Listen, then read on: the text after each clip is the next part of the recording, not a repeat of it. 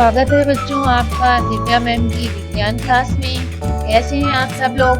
अब तक का पढ़ाया समझ में आ रहा है ना बच्चों? तो कॉपी पेन लेकर फिर से तैयार हो जाइए और अपनी किताब खोल लीजिए। आज हम चरण 3 से शुरू करेंगे। रासायनिक समीकरण संतुलित करने के तरीके सीख रहे हैं हम। अब चरण 3 में कल का थोड़ा बता देती हूँ आपको। कल हमने रासायनिक सूत्र में सभी परमाणुओं के चारों ओर बॉक्स बनाया था और उसके बाद बाईं तरफ और दाईं तरफ की परमाणुओं की संख्या लिखी थी। अब चरण 3, सुविधा के लिए सबसे अधिक परमाणु वाले यौगिक को पहले संतुलित करेंगे, चाहे वो अभिकारक हो या उत्पाद, यानी कि चाहे वो बाईं तरफ हो या दाईं तरफ हो, जिसमें सबसे ज्यादा परमाणु हो उसको हम सबसे पहले संतुलित करेंगे। इस आधार पर हम Fe3O4, इसमें हम क्या चुनेंगे? ऑक्सीजन, क्योंकि ऑक्सीजन पे 4 लिखा है ना। दाईं ओर ऑक्सीजन के 4 परमाणु हैं और बाईं ओर केवल 1। अब इसको संतुलित करने के लिए ऑक्सीजन परमाणु को संतुलित करने के लिए हमने सारणी बनाई। प्रारंभ में H2O अभिकारकों में 1 और उत्पादों में 4, यानी कि अभिकारकों में 1 से गुणा करेंगे और उत्पादों में 4 से गुणा करेंगे। यह याद रखना आवश्यक है कि परमाणुओं की संख्या को बराबर करने के लिए हम अभिक्रिया में शामिल तत्वों और यौगिकों के सूत्र नहीं बदल सकते हैं। सूत्र नहीं बदल सकते, जैसे कि अगर H2O का सूत्र H2O है तो H2O ही रहेगा। इसको कम ज्यादा करने के लिए जितने परमाणु चाहिए उतने से गुणा कर सकते हैं, लेकिन जोड़ नहीं सकते। इसकी आप कॉपी में प्रैक्टिस करेंगे तो आपको अच्छी तरह और समझ में आ जाएगा। और बच्चों, जब ये पाठ खत्म हो जाएगा तब मैं इसके प्रश्न उत्तर भी करवाऊंगी। अब है ऑक्सीजन परमाणु को संतुलित करने के लिए हम 4 का गुणांक यानी 4 से गुणा करके 4H2O लिख सकते हैं, लेकिन H2O4 नहीं लिख सकते, यानी H के पीछे और O के आगे 4 नहीं लगा सकते। इसका जो सूत्र है वो वैसा ही रहेगा। आंशिक रूप से संतुलित समीकरण अब इस प्रकार होगा। आंशिक रूप से क्यों? क्योंकि अभी पूरी समीकरण संतुलित नहीं हुई, इसलिए अभी हमने सिर्फ क्या किया है, आप इसमें देख सकते हैं 1.6 में कि Fe तो Fe रहने दिया है, H2O के आगे हमने 4 लगा दिया है, बाकी पूरी समीकरण ऐसी की ऐसी है। अब चरण 4, इसका मतलब अब आगे क्या करेंगे? चरण 4 में बच्चों Fe और H परमाणु अब भी संतुलित नहीं है। जो हमने ऊपर संतुलित किया उसके हिसाब से अब बाईं तरफ H कितने हो गए? 4 दूनी 8, 8 H हो गए और दाईं तरफ H 2 ही है और Fe बाईं तरफ 1 है, दाईं तरफ 3 है। चौथे चरण में Fe और H परमाणु अब भी संतुलित नहीं है। इनमें से किसी एक तत्व को चुनकर आगे बढ़ते हैं। अब दोनों में से हम आयरन ले लेंगे या हाइड्रोजन ले लेंगे। अब अगर हम हाइड्रोजन लेते हैं तो हाइड्रोजन अभी बाईं तरफ कितने हैं? 4 और 2 8, 4 दूनी 8 होता है ना, इसलिए। तो ये देखो आप सारणी में लिखा हुआ है संतुलित करने के लिए अभिकारकों में, यानी बाईं तरफ तो 8 है, उत्पादों में फिर हम क्या करेंगे? इसको फिर से H2 को हम 4 से गुणा कर देंगे, तो यहाँ भी 4 दूनी 8, यानी कि हाइड्रोजन 8 हो जाएगा। तो अब ये नया समीकरण बनेगा वो 1.7 में देखिए कैसे बनेगा। Fe प्लस 4H2O, तीर का निशान, Fe3O4 प्लस 4H2O। अभी तक हमने H2O के आगे 4 लगाया है और H2 के आगे 4 लगाया है। अब चरण 5 में, चरण 5 में ऊपर दिए गए समीकरण की जांच कीजिए। अब दोबारा से इस समीकरण को हम देखेंगे कि क्या अब आयरन, हाइड्रोजन, ऑक्सीजन सब बराबर है। तो हम देख रहे हैं, तो हमने देखा कि केवल लोहा यानी Fe एक तत्व है जो कि संतुलित नहीं है। तो Fe बाईं तरफ कितना है? 1 ही है। दाईं तरफ कितने हैं? 3 है। तो अब हमें बाईं तरफ Fe को संतुलित करने के लिए इस Fe के आगे अंक 3 लगाना पड़ेगा, जैसा कि 1.8 समीकरण में लिखा हुआ है। अब ये समीकरण क्या बनी? 3Fe plus 4H2O arrow Fe3O4 plus H 4H2O। अब चरण 6 में अंत में क्या करेंगे, इस संतुलित समीकरण की जांच के लिए हम समीकरण में दोनों ओर के तत्वों के परमाणुओं की संख्या का परिकलन करते हैं। यानी अब हम देखते हैं कि दोनों ओर परमाणु समान है क्या। इधर 3Fe है तो सीधे हाथ की तरफ यानी RHS में Fe 3 है। हाइड्रोजन 8 है तो RHS में भी हाइड्रोजन 8 है। ऑक्सीजन बाईं तरफ भी 4 है तो दाईं तरफ भी 4 है। इस तरह से समीकरण 1.9 ये हमारी फाइनल संतुलित समीकरण तैयार हो गई। इसको पूरा बॉक्स में कर दीजिए। अब ये जो 1.9 ये पूरी तरह से संतुलित है। अब बच्चों यहाँ से अंडरलाइन करिए, रासायनिक समीकरणों को संतुलित करने की इस विधि को हिट एंड ट्रायल विधि कहते हैं। आपका प्रश्न आता है कि रासायनिक समीकरण को संतुलित करने की विधि को क्या कहते हैं, हिट एंड ट्रायल विधि। क्यों? क्योंकि हमने इसमें लगा लगा के देखा कि 2 से संतुलित हो रही है, 3 से हो रही है, तो हिट एंड ट्रायल का मतलब यही होता है, हिट करो फिर ट्रायल करो, जहां सही बैठे वही संतुलित है। क्योंकि सबसे छोटी पूर्णांक संख्या के गुणांक का उपयोग करके समीकरण को संतुलित करने का प्रयत्न करते हैं।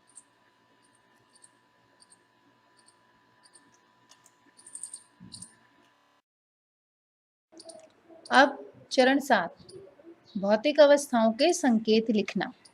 ऊपर लिखे संतुलित समीकरण 1.9 की सावधानी से जांच कीजिए।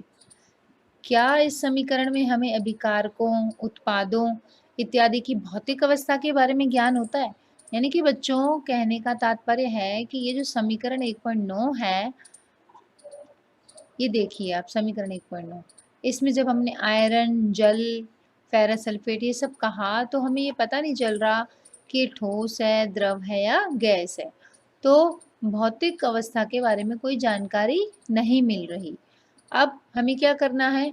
अब हमें ये करना है कि रासायनिक समीकरण को अधिक सूचनापूर्ण बनाने के लिए अभिकारकों, उत्पादों के रासायनिक सूत्र के साथ उनकी भौतिक अवस्था को भी दर्शाया जाता है।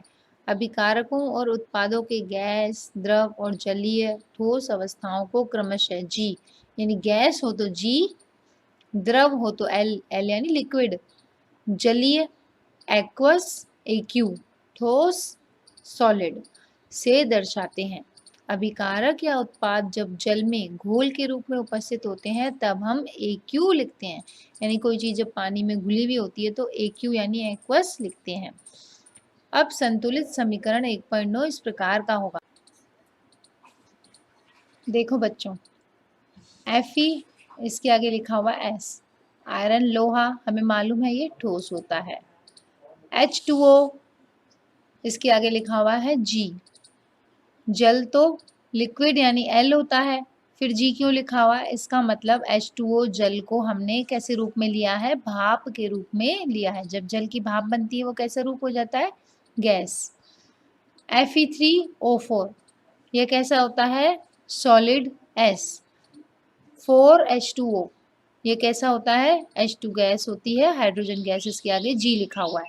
ध्यान दीजिए, समीकरण 1.10 में H2O के साथ G चिन्ह का उपयोग किया गया है। यह दर्शाता है कि इस अभिक्रिया में जल का उपयोग भाप के रूप में किया गया है। प्राय हर रासायनिक समीकरण में भौतिक अवस्था को शामिल नहीं किया जाता जब तक कि यह आवश्यक नहीं हो। यानी हर समीकरण में इस तरह से नहीं लिखते, अगर आवश्यक है तभी लिखते हैं। कभी कभी अभिक्रिया की परिस्थितियां जैसे कि ताप, दाब, उत्प्रेरक आदि को भी तीर के निशान के ऊपर या नीचे लिखते हैं।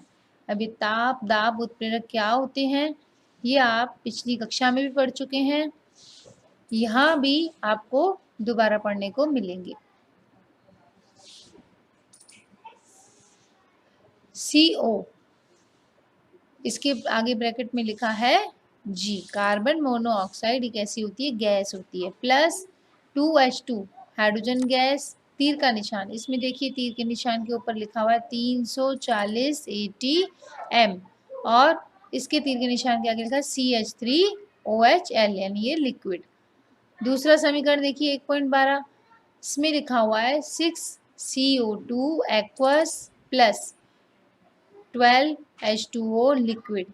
इसके तीर के निशान के ऊपर लिखा हुआ है सूर्य का प्रकाश और क्लोरोफिल। ये बच्चों प्रकाश संश्लेषण की अभिक्रिया है जिसमें सूर्य का प्रकाश और क्लोरोफिल के अंतर्गत होती है, इसलिए इस तीर के निशान के ऊपर लिखा गया है सूर्य का प्रकाश और क्लोरोफिल। इसी प्रकार क्या आप पुस्तक में दिए गए समीकरण 1.2 को संतुलित कर सकते हैं? तो बच्चों आप 1.2 के समीकरण को देखिएगा और आप करके देखिएगा कॉपी में कि क्या आप इसको संतुलित कर सकते हैं। अब जो इसके ये प्रश्न है बच्चों, जब मैं पाठ का एंड करूंगी उसके बाद सभी प्रश्नों का जो पाठ के अंदर है और जो पीछे पाठ्य पुस्तक के प्रश्न हैं, इन दोनों को हल करके बताऊंगी एक अन्य वीडियो में। तो अब हम आगे चलते हैं। रासायनिक अभिक्रियाओं के प्रकार। अब तक हमने देखा रासायनिक अभिक्रियाएं किसे कहते हैं, संतुलित कैसे करते हैं। अब 1.2 में हम रासायनिक अभिक्रियाओं के प्रकार जानेंगे। कक्षा 9 में हम अध्ययन कर चुके हैं कि रासायनिक क्रिया के समय किसी एक तत्व का परमाणु दूसरे तत्व के परमाणु में नहीं बदलता, न तो कोई परमाणु मिश्रण से बाहर जाता है और न ही बाहर से मिश्रण में आता है। कक्षा 9 में आपने बच्चों पढ़ा था कि जितने परमाणु अभिक्रिया के वक्त होते हैं वही मिश्रण में रहते हैं। वास्तव में किसी रासायनिक अभिक्रिया में परमाणुओं के आपसी आबंध के टूटने और जुड़ने से ही नए पदार्थों का निर्माण होता है। और अलग अलग प्रकार के आबंध के बारे में हमने अध्याय 3 और 4 में हम उसको अध्ययन करेंगे। अब सबसे पहला प्रकार है संयोजन अभिक्रिया। क्रियाकलाप 1.4। संयोजन अभिक्रिया, जैसा कि नाम से पता है, संयोजन मतलब किसी चीज का जुड़ना। इसमें एक या दो परमाणु जुड़ते हैं और नया पदार्थ बनाते हैं। तो इसको समझने के लिए हम करेंगे क्रियाकलाप 1.4। एक बीकर में थोड़ा कैल्शियम ऑक्साइड तथा बुझा हुआ चूना लेंगे। इसमें धीरे धीरे जल मिलाएंगे। अब बीकर को स्पर्श करेंगे, यानी ये बीकर है। चित्र 1.3 में आप देखिए, इसमें कैल्शियम ऑक्साइड डाला है, जल डाला है और बुझा हुआ चूना डाला है। फिर इसको हम छू के देखेंगे। तो हम छू कर देखेंगे कि क्या इसके ताप में कोई परिवर्तन हुआ। कैल्शियम ऑक्साइड जल के साथ तीव्रता से अभिक्रिया करके बुझे हुए चूने का निर्माण करता है और अधिक मात्रा में ऊष्मा उत्पन्न करता है। यानी कि इतनी ऊष्मा, ऊष्मा यानी गर्मी यानी ताप, तो ताप उत्पन्न होता है जिससे हमें वो बीकर कैसा लगता है, गर्म लगता है। CaOS, इसका जो समीकरण बनेगा वो इस तरह से बनेगा कि 1.13 नंबर समीकरण है। CaO ये किसका सूत्र है, बिना बुझे चूने का सूत्र है। इसमें हमने मिलाया H2O। ध्यान देना बच्चों, बिना बुझा चूना और एक जगह लिखा हुआ है बुझा हुआ चूना। तो जब बिना बुझे चूने में हम जल मिलाते हैं, H2O मिलाते हैं, तो यह बन जाता है CaOH होल ट्वाइस। इसको पढ़ते हैं CaOH का होल ट्वाइस, यानी बुझा हुआ चूना बन जाता है। और क्या निकलती है, ऊष्मा। ऊष्मा यानी गर्मी यानी ताप। तो हमारी अभिक्रिया कैसी है, ये ऊष्मा देने वाली अभिक्रिया है। इस अभिक्रिया में कैल्शियम ऑक्साइड और जल मिलकर एकल उत्पाद यानी कैल्शियम हाइड्रोक्साइड बनाते हैं। बुझे हुए चूने का क्या नाम है, कैल्शियम हाइड्रोक्साइड, और बिना बुझे चूने का क्या नाम है, कैल्शियम ऑक्साइड। ऐसी अभिक्रिया जिसमें दो या दो से अधिक अभिकारक, अब यहाँ से लेकर अंडरलाइन करो बच्चों, ये किसकी परिभाषा है, संयोजन की परिभाषा। ऐसी अभिक्रिया जिसमें दो या दो से अधिक अभिकारक मिलकर एकल उत्पाद का निर्माण करते हैं उसे संयोजन अभिक्रिया कहते हैं। समझ में आ रहा है ना सभी बच्चों को। कॉपी और पेन में आप लिखते भी जाइए, ये समीकरण भी लिखते जाइए और अंडरलाइन करते जाइए अपनी किताब में। अब क्या आप जानते हैं, ऊपर की अभिक्रिया में निर्मित बुझे हुए चूने के विलयन का उपयोग दीवारों की सफेदी करने के लिए किया जाता है। जो लोग सफेदी करवाते हैं दीवारों पे, तो वो क्या सामान लाते हैं, वो होता है बुझा हुआ चूना। कैल्शियम हाइड्रोक्साइड वायु में उपस्थित कार्बन डाइऑक्साइड के साथ धीमी गति से अभिक्रिया करके दीवारों पर कैल्शियम कार्बोनेट की एक पतली परत बना देता है। तो जब सफेदी करते हैं तो सफेदी करने के 2-3 दिन बाद कैल्शियम कार्बोनेट बनता है और इससे दीवारों पर चमक आ जाती है। आपने कभी देखा होगा सफेदी करते हैं तो तुरंत उस दिन दीवारें नहीं चमकती, 2-3 दिन में वो दीवारों में काफी चमक आती है। क्यों? क्योंकि 2-3 दिन बाद कैल्शियम कार्बोनेट बन जाता है। और एक इंटरेस्टिंग बात और है, रोचक बात यह है कि यही सूत्र कैल्शियम कार्बोनेट का, ये संगमरमर यानी मार्बल का, उसका सूत्र भी CaCO3 ही है, जो कि कैल्शियम कार्बोनेट का ही सूत्र है। तो इसकी समीकरण क्या तैयार हुई बच्चों? ये समीकरण है जो बॉक्स में लिखी है 1.14, ये बहुत ही इंपॉर्टेंट है, महत्वपूर्ण है। आप इसको अंडरलाइन कर लीजिए, बॉक्स में रख लीजिए, इसको याद भी कर लीजिए। क्या समीकरण है ये? CaOH whole twice plus CO2 arrow CaCO3 यानी कैल्शियम कार्बोनेट और जल H2O। अब है संयोजन अभिक्रिया के कुछ और उदाहरण। तो बच्चों प्रश्न ऐसे बनता है कि संयोजन अभिक्रिया किसे कहते हैं और उसके उदाहरण दीजिए। तो उदाहरण में आप, ये बिल्कुल सरल उदाहरण है, कैल्शियम प्लस ऑक्सीजन, कोयला जब ऑक्सीजन की उपस्थिति में जलता है, बहुत बार देखा होगा आपने चूल्हे में कोयला जलता है, तो कैल्शियम, कार्बन और ऑक्सीजन जब कोयला और ऑक्सीजन की उपस्थिति में जलता है तो CO2 धुआं बनता है कार्बन डाइऑक्साइड का। चूल्हे में आपने कोयला जलते हुए देखा होगा, लकड़ी भी जलती है और कई बार सिगड़ी में कोयला भी जलता है। अब है इसका उदाहरण 2, H2G यानी हाइड्रोजन गैस तथा ऑक्सीजन गैस, ये तो सबको ही मालूम है, हाइड्रोजन और ऑक्सीजन मिलकर क्या बनाते हैं? जल। जल का निर्माण होता है हाइड्रोजन और ऑक्सीजन से। तो ये समीकरण 1.16 क्या हुई? H2 2H2 प्लस O2 मिलकर बना 2H2O, जल के दो अणु। सरल शब्दों में हम कह सकते हैं कि जब दो या दो से अधिक पदार्थ तत्व या यौगिक संयोग करके एकल उत्पाद का निर्माण करते हैं, ऐसी अभिक्रिया को संयोजन अभिक्रिया कहते हैं। क्रियाकलाप 1.4 में हमने यह भी देखा कि अधिक मात्रा में ऊष्मा उत्पन्न हुई, इससे अभिक्रिया मिश्रण गर्म हो जाता है। अभी हमने देखा ना कि गर्म हो गया था हमारा बीकर, तो ऐसी अभिक्रियाएं जिनसे ताप यानी ऊष्मा निकलती है और उत्पाद भी बनते हैं, तो उन अभिक्रियाओं का एक नाम होता है बच्चों, उसे कहते हैं ऊष्माक्षेपी रासायनिक अभिक्रिया। इसको अंडरलाइन कर लीजिए, ये 2 लाइनें ये ऊष्माक्षेपी रासायनिक अभिक्रिया के क्या है? महत्वपूर्ण उदाहरण है। परिभाषा है और इसका उदाहरण आप वही दे सकते हैं, बुझे हुए चूने वाला।